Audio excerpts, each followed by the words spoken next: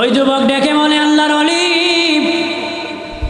আমি আমার মার আমার বিবি যখন ঝগড়া লেগে যায়, আমি একদিন কাঠ কাটতে জঙ্গলে যাব।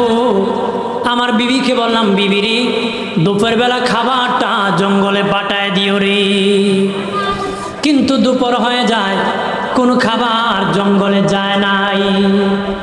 সন্ধ্যা যখন হয়ে গেল, বাড়ি ফিরিয়ে আসিয়া বললাম, বিবি কেন রে খাবার জঙ্গলে পাঠাও নাই?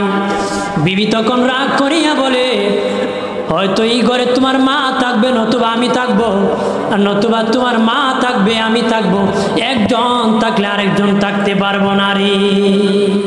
কি বলে? হয়তো তোমার মা থাকবে, নতুবা আমি থাকবো, দুইজন থাকতে পারবো, এরকম বলে কিনা? যেরকম আছে কিনা? তখন আমার রাগ উঠে গেল।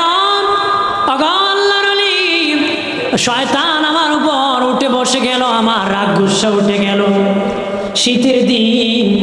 শীতের দিন আমার মা আগুনের কাছে হাত গরম করতেছে। শীতের দিন আগুনের কাছে আমার মা হাত পা গরম করতেছে।